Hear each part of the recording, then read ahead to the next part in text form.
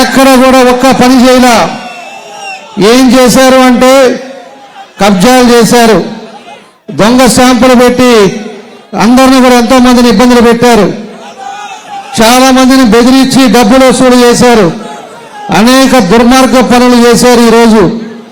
ఈరోజు చేసి ఈ అవినీతి డబ్బుతోటి ఈరోజు విచ్చలవిడిగా ఈరోజు ఒంగోలులో కార్యక్రమాలు చేస్తున్నారు. రైస్ బ్యాగులు లోడ్లు దిగుండాయి, ఎన్నోసార్లు మనం చెప్పాం, దాన్ని కూడా మనం పట్టించుకునేవాళ్ళు లేరు. ఈరోజు అనేక సార్లు మనం కంప్లైంట్ చేశాం.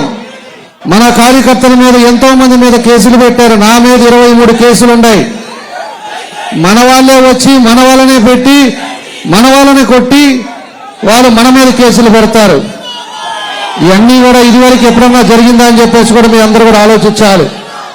మన టైంలో 14-18లో మన ముఖ్యమంత్రిగా చంద్రబాబు నాయుడు గారు ఉండేటప్పుడు అనేక కార్యక్రమాలు ఒంగోలులో చేశాం. ఒక పార్టీ అనే చూళ్ళ ప్రతి ఒక్క కుటుంబాలు బాగుండాలని, ఎక్కడ సమస్యలు ఉన్నాయో అవన్నీ చేయాలని, ఇక్కడ మేజర్గా ఉండే తాగునీరు సమస్య ఉంటే ఆ రోజు మనం 165 కోట్లు పెట్టేసి అమృత్ స్కీమ్ నుంచి తీసుకొచ్చి 80% కంప్లీట్ చేస్తే ఇక్కడ ఉండే ఆయనకి 5 ఏళ్ళు సరిపోలా 20% కంప్లీట్ చేయడానికి. ఆయనకి టైం లేదు. ఆయన ఎక్కడ ఉంటాడో మీకు అందరికీ తెలుసు. ఆయన టైం లేకుండా ఈ రోజుకి మంచినీళ్ళు ఇవ్వలేని పరిస్థితి ఆయన తీసుకొచ్చారు. ఆ రోజు ఉండే పరిస్థితుల్లో మనకి డ్రైనేజ్ సమస్య ఎక్కువ ఉంటే పోతురాజు కాలువలు కూడా 85 కోట్లు పెట్టి మన చంద్రబాబు నాయుడు గారు ఒంగోలు బాగు చేయాలి, ఒంగోలు బాగుండాలి, ఇది పెద్ద పల్లెటూరుగా ఉంది, డెవలప్ లేదని చెప్పేసి ఆ రోజు ఆయన 85 కోట్లు పోతురాజు కాలువకి ఇస్తే దాన్ని ఎన్నికలు అయిపోయిన తర్వాత శాంక్షన్ అయితే దాన్ని 3 కాంట్రాక్టర్లు మార్చి 3 కాంట్రాక్టర్ల చేత డబ్బులు వసూలు చేసి ఈరోజు ఆ కాంట్రాక్ట్ కూడా చేయలేకపోతే ఈరోజు పూర్తిగా వర్కే క్యాన్సిల్ అయిపోవడం జరిగిందని చెప్పి నేను తెలియజేస్తా ఉన్నా. ఈరోజు ఉండే పరిస్థితుల్లో పేదవాళ్ళు ఎవరైనా ఉన్నారు అంటే వాళ్ళందరూ కూడా సొంత ఇల్లు ఉండాలని చెప్పేసి ఆ రోజు టిట్కో ఇళ్ళ కోసం టిట్కో ఇళ్ళు అన్నీ కూడా మనం ఆ రోజు శాంక్షన్ చేయించాం.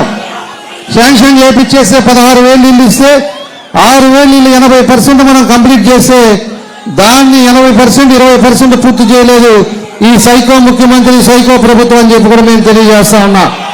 ఈరోజు వాళ్ళ దగ్గర డబ్బులు వసూలు చేసి ఆ డబ్బుల మీద కూడా లోన్ తీసుకొని ఆ లోను దాని మీద కూడా డబ్బులు వచ్చింది కూడా దాని మీద కూడా ఈరోజు టిట్కో హౌసెస్ కూడా దాని మీద ఒక పని కూడా చేయకపోవటం మనం అందరం కూడా మనం చూసాం.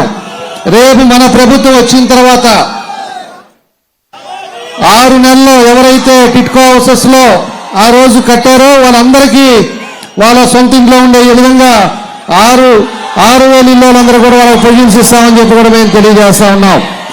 అదేవిధంగా ఎవరికైతే ఇంకా పేదవాళ్ళు ఉన్నారో వాళ్ళందరికీ 2 సెంట్లు 1 సెంటు కాదు 2 సెంట్లు దొంగ పట్టాలు కాదు, ఇవన్నీ కూడా మనం ఇచ్చేది కాదు.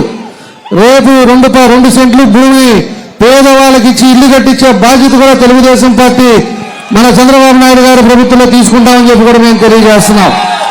ఇలాంటి ఎన్నో కార్యక్రమాలు ఆ రోజు చేశాం. కొంచెం ఆగిపోయినాయి అన్నీ కూడా వచ్చే రోజుల్లో 5 సంవత్సరాల్లో కంప్లీట్ చేస్తాం. Ongole under ground drainage system కూడా మన యువగలంలో లోకేష్ గారు ఆ రోజు ప్రామిస్ చేశారు. అండర్ గ్రౌండ్ డ్రైనేజ్ సిస్టమ్ కానీ అది పూర్తయితే మనకి అన్ని విధాలుగా కూడా ఒంగోలు కార్పొరేషన్ అంగులు మారుతాయి, ఎంతో అభివృద్ధి చెందుతుంది.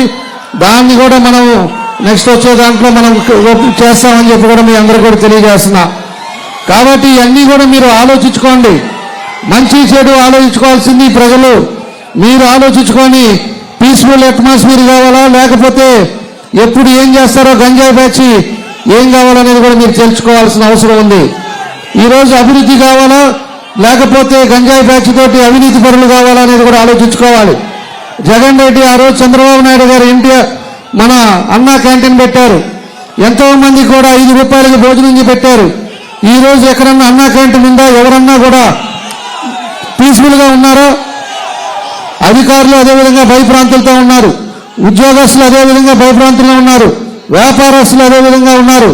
ఈరోజు అన్ని ఉండే కూలివాడి కానించి పైగా కూడా అందరూ కూడా ఇబ్బందులు ఉండే పరిస్థితులు మనం చూసాం.